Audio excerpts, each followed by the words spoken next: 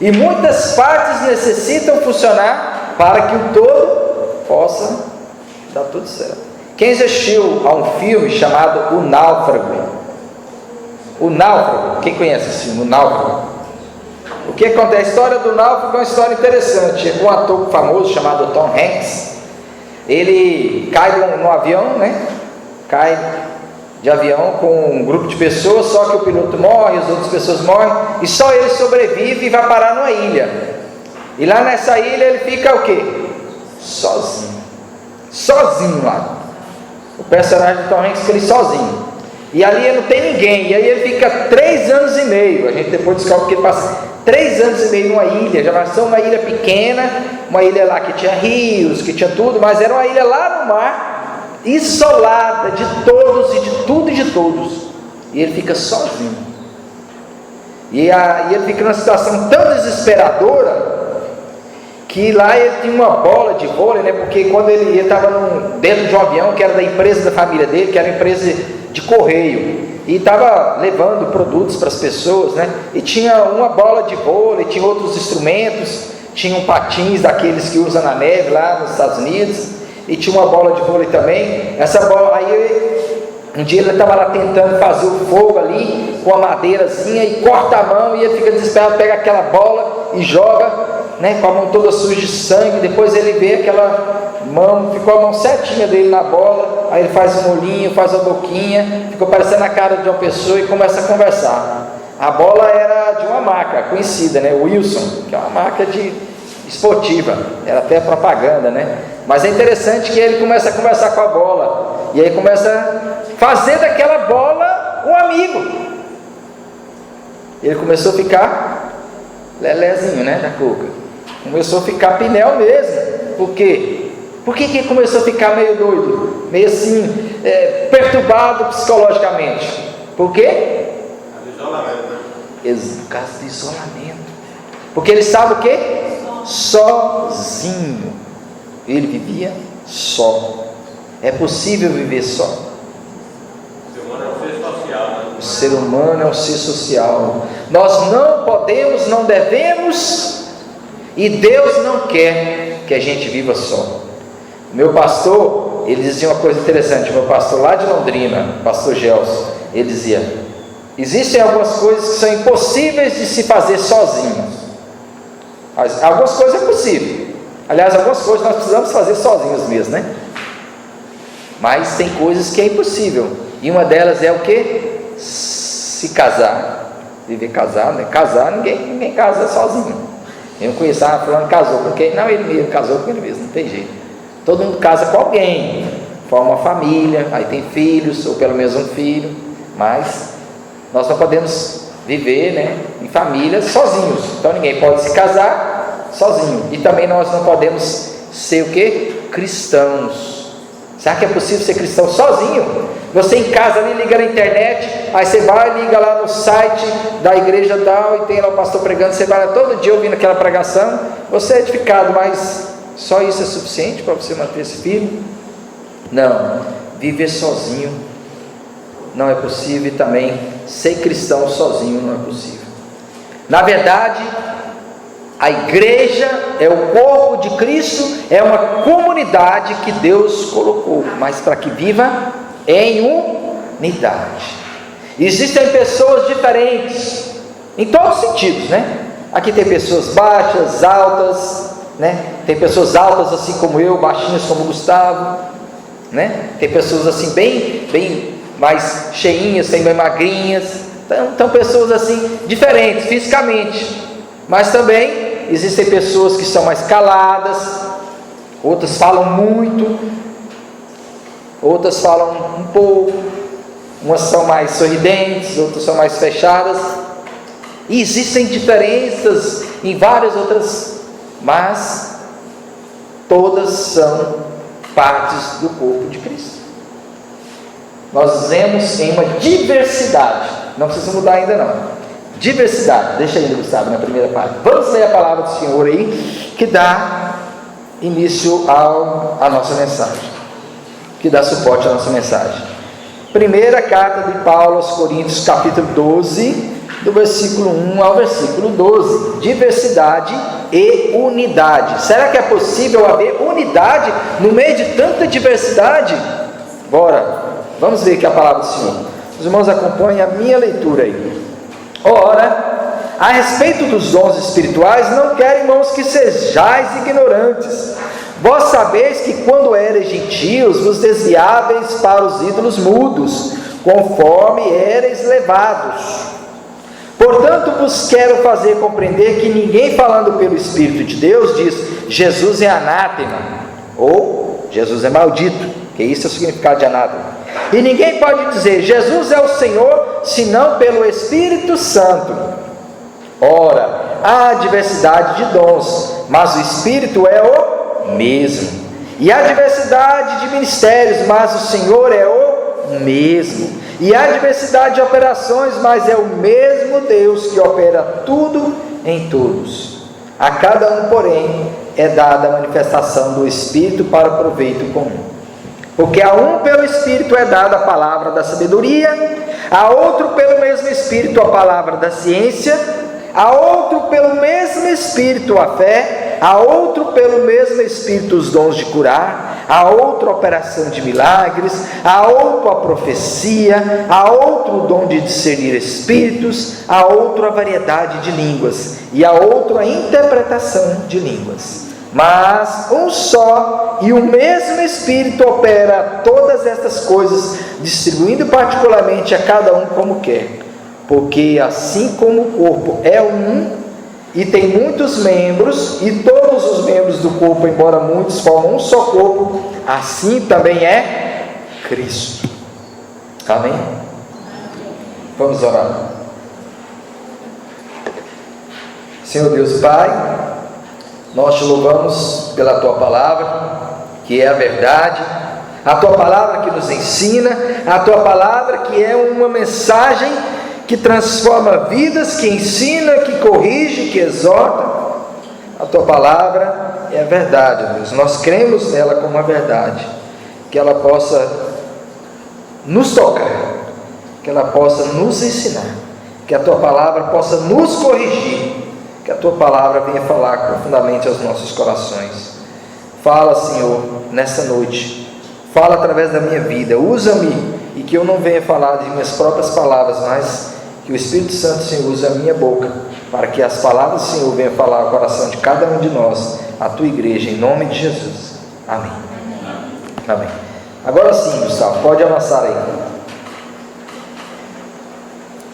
Vamos lá, meus irmãos. Igreja, a essência da igreja. Para os reformadores, irmãos,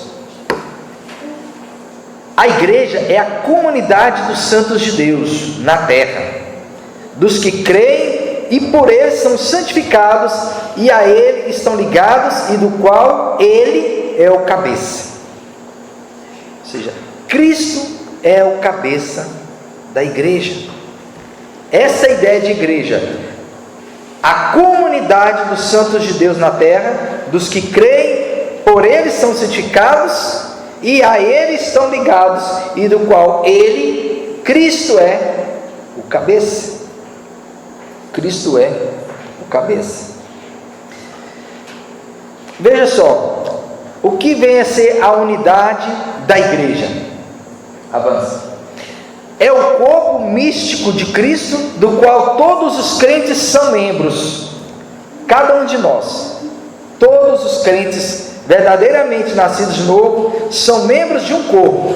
Assim como os braços são membros do meu corpo, esses braços aqui, o qual essas pernas são membros do meu corpo, a minha cabeça, cada um dos meus órgãos e cada uma das partes do meu corpo fazem parte da minha vida, fazem parte deste meu corpo. Assim também, cada um dos crentes, verdadeiros crentes em Jesus, são partes do corpo de Cristo, do corpo místico de Cristo. Quando nós falamos místico, não é aquela ideia de misticismo, não, mas é o corpo místico na ideia de que é na união, uma união espiritual que existe. Essa união, apesar de que nós somos muito diferentes, ela existe, porque todos participam da mesma fé e são ligados pelos laços de amor e têm a mesma esperança gloriosa do futuro. Qual é a gloriosa esperança do futuro do cristão? É a sua volta, a nossa reunião com Ele, a nossa união eterna e a nossa permanência eterna na sua presença, a nossa vida eterna nos céus com Ele. A esperança é uma mesma. Nós podemos ter muitas diferenças nos pensamentos, mas nós temos uma mesma esperança. Amém? Pode avançar aí. Bom, a primeira epístola aos Coríntios, abrindo um pouco aí a respeito do contexto dessa carta. Essa carta de Paulo, ela foi escrita com o objetivo de restaurar, com o objetivo de restaurar uma igreja que passava por problemas muito sérios de divisões, imoralidade sexual, imaturidade no uso dos dons e também no entendimento das principais doutrinas cristãs. A igreja de Corinto, irmãos, era uma igreja muito viva. Ali eles possuíam entre eles muitos dons. O Espírito Santo havia repartido entre eles muitos dons. Ali aconteciam muitas coisas maravilhosas. Eles se reuniam, havia conversões, havia milagres, mas eles estavam passando por problemas muito sérios. Eles estavam divididos. Paulo inicia a carta aos Coríntios falando dos problemas de divisões, e eles dizem: olha, vocês dizem eu sou de Paulo, outro diz eu sou de Apolo, outro ainda achando-se ainda mais espiritual diz eu sou de Cristo, outro diz eu sou de Pedro. Paulo diz: olha, o corpo de Cristo está dividido. Então Paulo se preocupava com essa igreja, porque elas estavam muito se dividindo. Estava havendo desunião muito grande entre eles, mas também havia outros problemas, como moralidade sexual. Ele até chama atenção e cobra a igreja ali para que discipline uma pessoa, um rapaz que estava convivendo com a mulher de seu pai. Em adultério, havia muitos problemas, e também havia imaturidade no uso dos dons. No capítulo 14 dessa carta mesmo ali, 2 capítulos adiante do que nós estamos estudando, ele vai falar do uso dos dons, vai falar muito sobre o uso da profecia e também do uso do dom das línguas, porque naquela igreja, segundo os estudiosos, pelo que Paulo escreve, estava tendo abuso, as pessoas estavam considerando o dom de línguas o dom mais importante, e algumas pessoas estavam dando ênfase demais ao dom do uso de línguas, o dom de línguas, como até hoje, isso é muito comum nas igrejas pentecostais principalmente. As pessoas consideram como se fosse o dom mais importante. E é interessante que quando Paulo escreve aqui o capítulo 12, e ele vai falar dos dons, o dom de línguas vai aparecer onde? Na lista, que lugar? Em último. Isso é proposital. Paulo vai usar o dom de línguas, falar dele como o último da lista, praticamente o último. Por quê? Porque as pessoas estavam enfatizando demais, porque era imaturidade, e também eles estavam tendo problemas do entendimento das doutrinas cristãs, como a doutrina principal, que é uma das principais, que é da ressurreição. E nós vimos que no capítulo 15 ele vai falar sobre a ressurreição, para corrigir esses erros. Nessa epístola também o apóstolo procura responder a várias dúvidas que os coríntios possuíam. Quando nós vamos lá para o capítulo 7, por exemplo, ele vai e fala assim: olha, quanto ao que vocês me escreveram a respeito disso, a pergunta sobre casamento, ele fala: olha, quanto a coleta, quanto a isso, quanto aquilo. Paulo, ele procurou escrever essa carta para dar resposta a alguns problemas e algumas dúvidas que os coríntios tinham. Haviam várias dúvidas, e algumas dessas dúvidas se relacionavam o quê? Aos dons. E por isso no capítulo 12 ele vai falar, e ele começa assim, ora, quanto o quê? Aos dons espirituais. Então ele está aqui neste capítulo 12, também no 13 e 14, tratando da importância essencial da unidade da igreja no uso dos dons. Ele vai falar dos dons espirituais, mas principalmente enfatizando o que é mais importante em relação aos dons, é a unidade da igreja. Pode avançar, meu irmão. Como Paulo ensina a unidade da igreja em meio à diversidade? Ou seja, Paulo ensina que os dons espirituais foram nos dados com um único propósito: fazer da igreja um único corpo. Este é o ensino principal deste capítulo 12. Paulo ensina que os dons espirituais foram nos dados, esses dons dados, com um único propósito: fazer da igreja um único corpo. Quando a igreja não entende isso, quando a igreja não compreende isso, e é o caso dos coríntios, era isso que acontecia. Eles não estavam se entendendo, não havia unidade entre eles, e havia muitos problemas, porque eles não estavam compreendendo que os dons foram dados para que houvesse unidade. Avançando mais uma vez aí. Quais são os principais, então, ensinos de Paulo neste capítulo 12? Bom, são 3 ensinos que nós tiramos aí. Do versículo 1 ao versículo 3, nós entendemos que o Espírito Santo é o único capaz de nos levar ao reconhecimento do senhorio de Cristo. O Espírito Santo é o único capaz de nos levar ao senhorio de Cristo, do versículo 1 ao versículo 3. Segundo, a presença dos dons da igreja são obra da Trindade Santa, versículos 4 ao versículo 6. E terceiro, os dons espirituais só podem ser usados com o único propósito de unir o corpo. Os dons são usados com o único propósito de unir o corpo. Mais uma vez, Gustavo. Número 1, iniciando então pelo número 1, primeiro ensino de Paulo. O Espírito Santo é o único capaz de nos levar ao reconhecimento do versículo, aliás, o único de nos levar ao reconhecimento do senhorio de Cristo. Versículo 1 ao 3. Vamos lá, novamente para o texto. Não deixe a sua Bíblia fechada, mas deixe aberta na primeira carta aos Coríntios 12. Paulo vai dizer aí: ora, a respeito dos dons espirituais, não quero, irmãos, que sejais ignorantes. Vós sabeis que quando éreis gentios, vos desviáveis para os ídolos mudos, conforme éreis levados.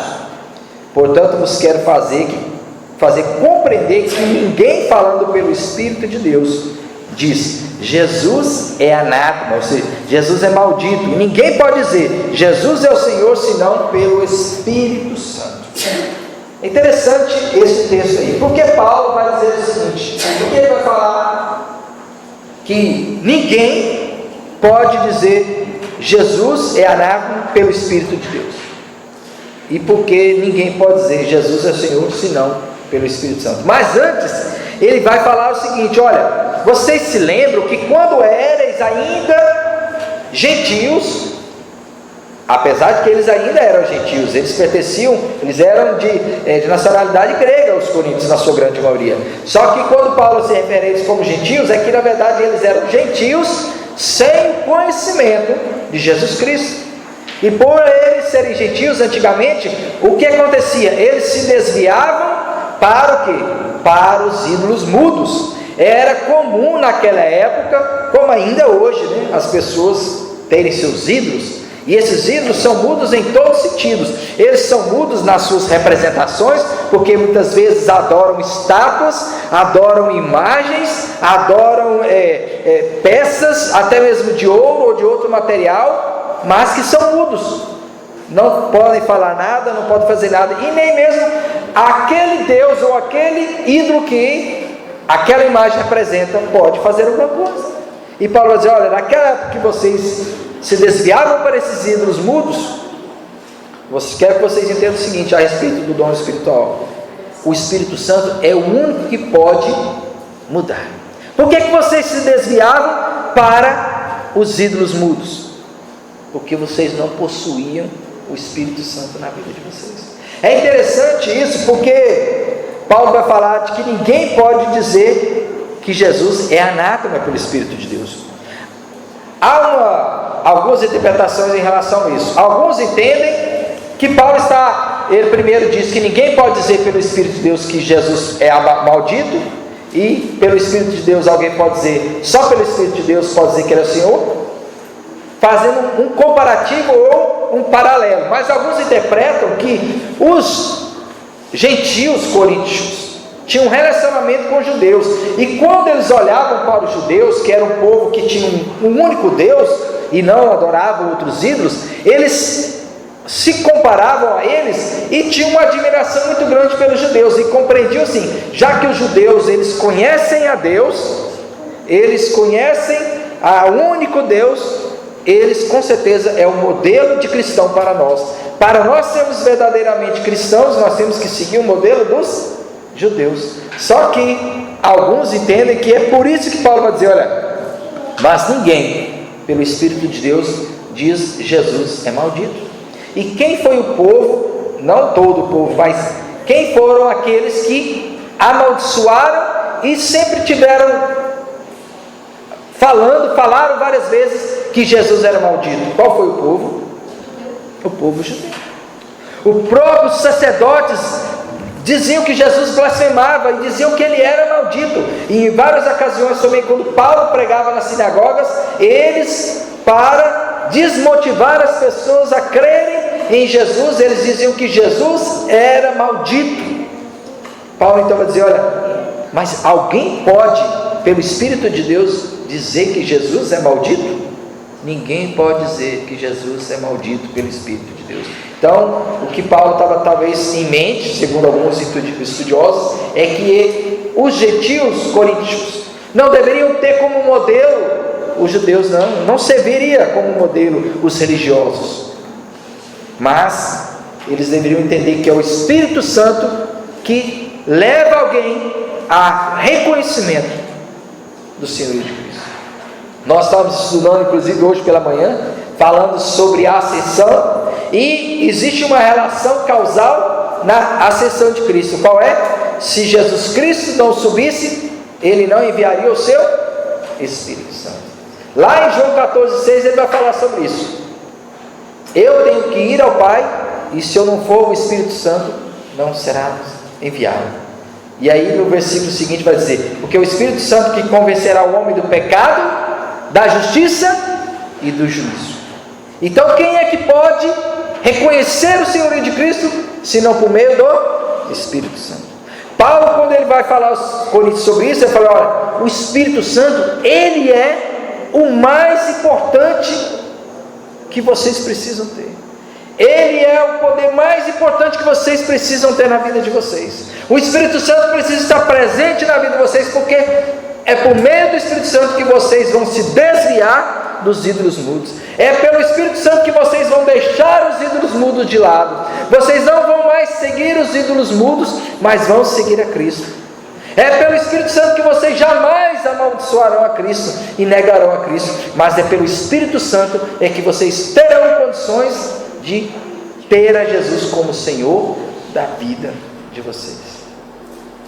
Não sejam ignorantes, ele vai dizer. Eu não quero que vocês sejam ignorantes. É o Espírito Santo que tem o poder para transformar, para mudar a mente, para mudar o coração, para transformar uma vida que sempre viveu na idolatria, que sempre viveu na mentira. É o Espírito Santo que vai mudar o coração do ser humano. E é isso que Paulo vai ensinar primeiramente aos coríntios. Não existe outra forma do homem ser transformado senão pelo Espírito Santo de Deus, como diz aí nos versículos 1 ao versículo 3. Agora vamos para a segunda parte, segundo ensino de Paulo. A presença dos dons na igreja são obras da Trindade Santa. Veja aí, versículo 4 vai dizer, o Espírito Santo é quem concede dons a todos os cristãos. Isso está bem claro, versículo 4, vamos ler, vamos continuar nesse texto. Ora, há diversidade de dons, mas o Espírito é o mesmo. Talvez Paulo tinha em mente, a preocupação de Paulo é que porque havia muita diversidade de dons, alguns acreditavam que o seu dom era espiritual, o seu dom era do Espírito Santo, mas o do outro não era. Lembra que nós falávamos que havia muita divisão entre eles, havia muitos problemas de relacionamento, havia muita acusação. Alguns diziam, não, eu sou de Paulo, outro eu sou de Apolo. Havia esses transtornos de divisão, porque alguns se achavam mais crentes, alguns se achavam melhores, alguns achavam que seus dons eram superiores. E por isso que ele aqui vai falar, olha, o pé não pode falar, eu sou o pé, não preciso da mão, eu sou cabeça, não preciso do olho, eu sou isso, não preciso daquilo. Nós temos que ter uma visão de unidade, porque quem é que concede o dom? É o Espírito Santo. É o mesmo Espírito que concede dom a um e ao outro. Um não pode pensar, ele ensina, mas é por causa de sua própria capacidade de seus estudos. Ele profetiza, mas isso não vem do Espírito Santo. Não, Paulo vai dizer: ora, há diversidade de dons, mas o Espírito é o mesmo. E ninguém pode achar mais importante do que o outro, porque o Espírito é o mesmo. E ninguém pode se achar que o seu dom tem algum valor a mais, porque não vem dele. Ninguém pode se vangloriar, porque tudo é obra do Espírito. É o Espírito Santo que concede todos os dons, e não vem de nós mesmos, mas é do próprio Espírito. E segundo, há diversidade de ministérios, mas o Senhor é o mesmo. Paulo vai falar de dons e vai falar de ministérios também. Existe diferença? Sim. Os dons são aquelas capacidades que Deus dá. E Paulo vai listar aqui esses dons, né? Vai falar do dom de sabedoria, vai falar do dom da palavra da ciência, vai falar do dons de cura, dons de milagres, dons de língua, dons de profecia. Mas os ministérios são os usos desse dom. Nós que recebemos esses dons, trabalhamos no campo do Senhor, trabalhamos na igreja do Senhor, exercemos o ministério que Deus nos deu por meio dos dons, mas este ministério deve levar à unidade. Por quê? Porque o Senhor é o mesmo. Ao invés de que vocês percebem a Trindade, no versículo 4 fala que os dons foram dados pelo Espírito, mas há diversidade de ministério, mas o Senhor é o mesmo. O Senhor que comanda esses ministérios. Apesar de que o ministério de cada um é diferente, mas o Senhor é o mesmo. E o Senhor é Jesus. Por que Paulo vai falar isso?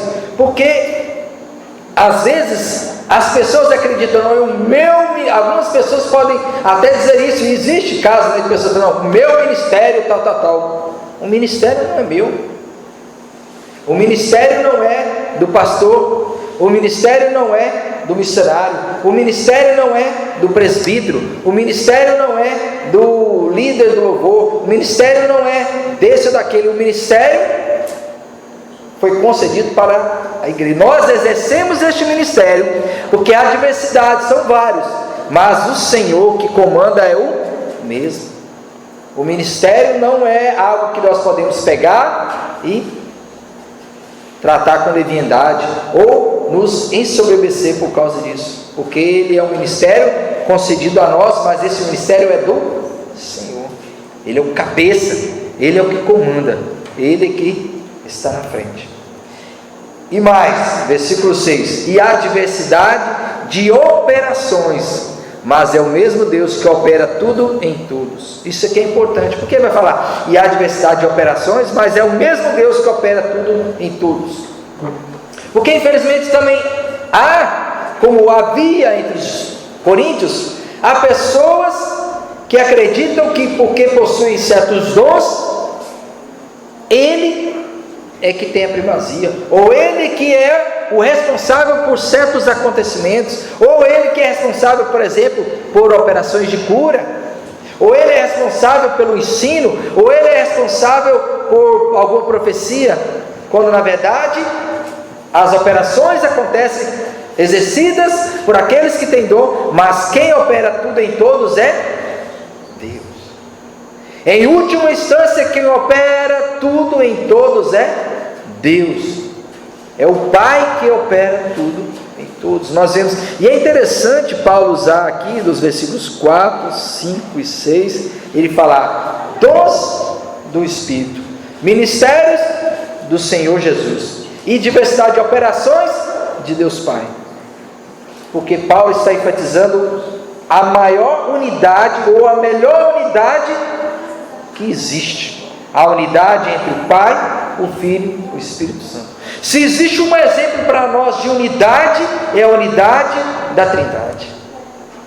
Se existe um exemplo de união perfeita, é a da Trindade. É a união entre o Pai, o Filho e o Espírito Santo. Não existe vanglória de um sobre o outro, não existe autoridade maior de um sobre o outro, não existe aquele que está acima sobre o outro. O Espírito Santo concede dons, o ministério tem Cristo como Senhor, e Deus é que opera tudo e em todos. A unidade perfeita, Paulo demonstra nesses versículos: unidade do Pai, do Filho e do Espírito Santo, como dando um exemplo para os coríntios e a nós. É esta a unidade que eu espero de vocês, é essa unidade que eu espero dessa igreja, que não se divida, que não fique um se achando melhor do que o outro, porque nem o Pai se acha melhor que o Filho, e nem o Filho melhor que o Espírito, e nenhum deles se acha superior ao outro, mas eles vivem em eterna unidade. Amém? Terceira parte agora, Gustavo, pode avançar aí. Os dons espirituais só podem ser usados com um único propósito: o de unir o corpo de Cristo. Veja aí a partir do versículo 7, como é interessante o versículo 7. Os dons só podem servir para proveito comum. Não é esse que diz o versículo 7? Veja o versículo 7. A cada um, porém, é dada a manifestação do Espírito para proveito comum. Um recebe um dom, o outro recebe outro dom, a outro recebe ainda o outro dom, cada um recebe um dom. Nós não podemos inclusive achar que ninguém, fulano de tal tem mais dons, fulano de tal tem todos os dons. Eu já até ouvi isso, no meio evangélico, né? Um pastor lá em Goiânia, algumas pessoas lá dizem, né, o pastor fulano de tal tem todos os dons. Na verdade, os comentaristas até dizem algo interessante: nem mesmo as igrejas possuíam todos os dons. Vocês se lembram que o primeiro texto que nós lemos hoje foi qual? Romanos. Não sei se vocês repararam, é mais difícil de reparar, né? Nós lemos o capítulo todo, versículo 12, do capítulo 2 de Romanos, e lá também fala de dons, mas lá fala dons de ministérios, lá fala de profecia, fala de ensino, mas lá não fala dons de milagre, lá não fala dons de cura, lá não fala dom de línguas. A igreja dos romanos talvez não possuísse esses dons, as de Coríntios possuía. Mas Paulo não acredita com certeza que a igreja de Romanos era menor por isso, não, porque na verdade não há necessidade de todas as igrejas possuírem todos os dons. Esse é o entendimento dos estudiosos, dos comentaristas. Se não há necessidade de todas as igrejas possuírem todos os dons, porque uma só pessoa deveria ter todos os dons? Não, Deus deu dons, a cada um, porém, é dada a manifestação do Espírito. Talvez um receba um ou outro dom, mas não todos os dons, porque não é uma pessoa só que tem que exercer todos os dons, são todos nós juntos, para que haja unidade. Por isso que Deus deu dons, um para um, outro para outro, para que pudesse exercer. E algumas pessoas acreditam que certos dons são mais especiais. Como eu falei aqui na igreja de Coríntios, eles enfatizavam muito um dom. Qual era o dom? O de línguas, né? Por isso que lá no capítulo 14 ele vai falar, e vai chamar muita atenção disso, e ele vai falar: olha, vocês querem falar em línguas? Sim, pode falar, mas se houver intérprete, se não houver, fique calado. Nós não vamos entrar aqui nos pormenores dos dons, porque isso não é um estudo sobre dons, é mais sobre unidade.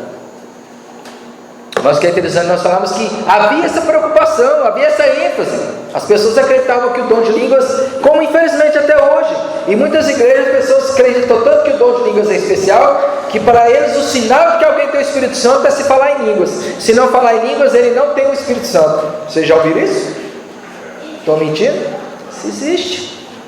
Já ouvi muito isso, quando não é verdade. E outra, o dom de línguas ele foi dado para edificação pessoal. Paulo vai falar lá que cada um deve falar consigo mesmo e com Deus. Se não houver intérprete, fique calado e fale consigo mesmo e com Deus. Mas as pessoas, por falta de entendimento, ainda hoje, mesmo com esse escrito aqui de Paulo, não entende isso. Mas existia isso.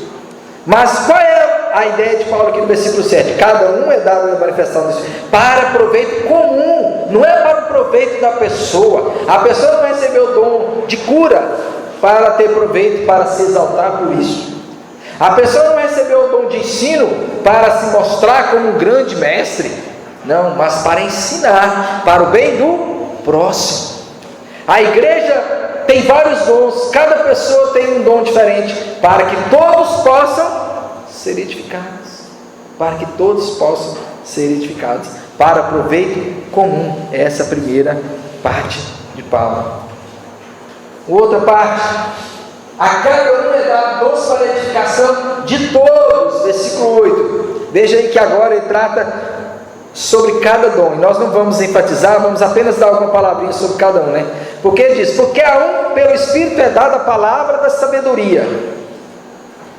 Segundo os estudiosos, sabedoria é aquela palavra da sabedoria que a pessoa tem, um dom que a pessoa recebeu de Deus para compreender os mistérios de Deus e para resolver problemas que às vezes acontecem na igreja, e é preciso de sabedoria para lidar com esses problemas.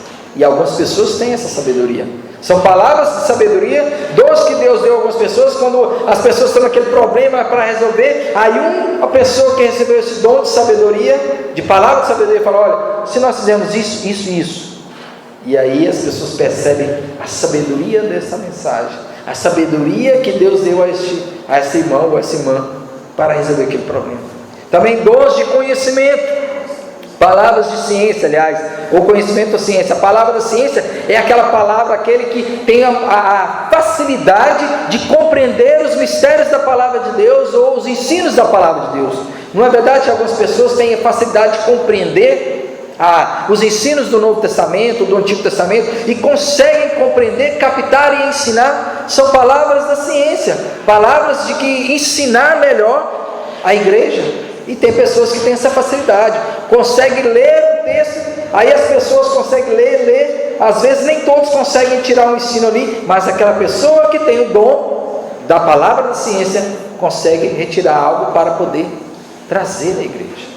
A outra, pelo mesmo Espírito, a fé. E a fé aqui é a fé diferente da fé que todos nós temos, né? Porque a fé para a salvação todos nós recebemos como um dom, como diz Paulo lá em Efésios, né? Porque pela graça sois salvos por meio da fé, e isso não vem de vós, é dom de Deus, é o dom de Deus, o dom da fé que Deus nos deu para a salvação. Esse é um, mas essa fé aqui é outra, é uma fé especial, aquela pessoa que tem uma fé viva, uma fé que é um exemplo para os demais, para acreditar em problemas, solucionar problemas, crer de certa forma para fortalecer a fé dos demais. Existe isso. Também existe os dons de curar. É interessante falar dons de curar, não é um dom, mas dons de curar. São dons que Deus dá para muitas vezes a pessoa orar e Deus curar. Deus às vezes usa. É possível isso? Claro, nosso Deus é o mesmo ontem, hoje, será eternamente. Nós não podemos marcar, né, como hoje é muito comum, né? Vai lá porque vai acontecer um milagre hoje. Nós não temos poder para isso. Mas Deus tem o poder para curar, e Deus deu os dons aos homens de curar. Operações de milagres, milagres que podem acontecer, por que não? Deus pode curar milagres em enfermidades graves, como câncer. Deus pode fazer isso. Profecia, que alguns entendem isso como profecia, que naquela época eram profecias que eram muito comuns, que direcionavam decisões da igreja, mas que depois que Deus nos deu completamente a palavra de Deus, esses dons de profecia, na verdade, é a interpretação da palavra de Deus e a aplicação da palavra de Deus, que já está escrita e que foi inspirada pelo Espírito Santo para a igreja seguir. E não profecias como aquelas: você vai fazer isso, isso e aquilo, vai acontecer isso e isso com você, aí e acolá, hoje e amanhã. Não, mas a profecia no sentido de que a palavra de Deus, ela tem um ensino para nós. E também o dom de discernir espíritos, porque muitas vezes ensinos chegam à igreja, a igreja precisa ter esse dom para discernir: será que é de Deus? Será que realmente? E fala também da variedade de línguas. Aqui não há vamos dizer, um esclarecimento de Paulo, que tipo de línguas é esse? Se é aqueles dons de línguas, como alguns falam por aí, que não é entendido, ou aqueles dons de línguas que existiu lá no Novo Testamento. Lembra-se? Em Atos 2, quando eles falavam, não eram línguas sim estáticas, mas eram línguas humanas, línguas das pessoas que eram da Capadócia, de Roma e de vários outros lugares, da Panfilha e vários outros lugares. E as pessoas diziam: olha, eles estão falando coisas maravilhosas de Deus e nós estamos compreendendo na nossa própria língua. Eram dons de línguas faladas. Então nós não sabemos, mas é importante que Paulo diz que também existe o dom da interpretação de línguas. Mas agora, todos esses dons, qual é a ênfase de Paulo em todos esses dons? Nós vamos ver aí qual é a ênfase.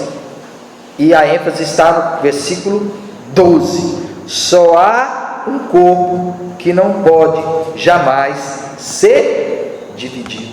Só há um corpo que jamais, porque assim como o corpo é um e tem muitos membros, e todos os membros do corpo, embora muitos, formam um só corpo, assim também é.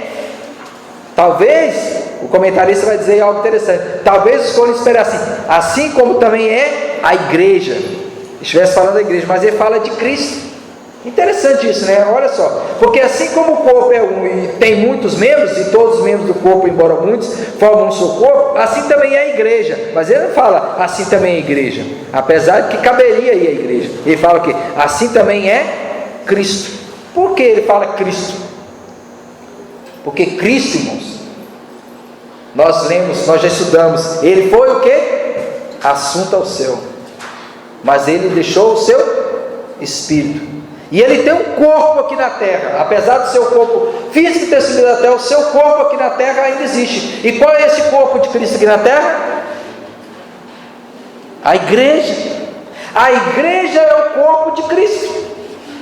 Por isso que ele vai falar, todos temos a igreja, aliás, porque assim como um corpo é um e temos muitos membros, todos os membros do corpo, embora muitos, formam um só corpo, assim também é Cristo. A igreja é o corpo de Cristo. Cristo age na terra por meio da igreja. Cristo é glorificado na terra por meio das suas obras, por meio da igreja. A igreja que realiza as obras de Cristo. As obras de Cristo são realizadas pela igreja. E isso é algo maravilhoso, mas também de grande responsabilidade. Percebem isso? Nós somos membros do corpo de Cristo. Por isso não pode haver desunião, não pode haver divisão. Nós somos membros uns dos outros. E depois, na sequência, nós não vamos entrar no detalhe, mas ele vai falar sobre a importância de cada parte do corpo. Será que a unha tem importância para nós? Vamos pensar no corpo físico. A unha tem importância? Quando ela fica encravada, a gente percebe a importância que ela tem, né? Quando ela fica assim, bem inflamadinha, aí a gente vê o quanto essa unha é importante, está sadia. Os cabelos são importantes, se eles caírem tudo, aí a gente vê, né? Que muda um pouquinho a aparência, né? Todas as partes do corpo são importantes. Às vezes uma partezinha pequenininha, às vezes não percebemos a importância, mas o quanto é importante. E é essa a ideia que Paulo vai falar. Todos somos membros do corpo, assim também é Cristo. O corpo de Cristo na terra é a igreja. O corpo de Cristo somos nós, e somos membros uns dos outros. Não podemos esquecer disso. Conclusão, vamos concluir. Por meio da sua carta, essa carta que estamos lendo em 1 Coríntios, Paulo procurou responder todas as dúvidas dos coríntios, dúvidas que ainda hoje pairam sobre a mente dos cristãos a respeito da ação do Espírito Santo na igreja. Nós temos dúvidas a respeito disso? Claro. No capítulo 12 dessa epístola, o apóstolo deixa claro a nós que os dons concedidos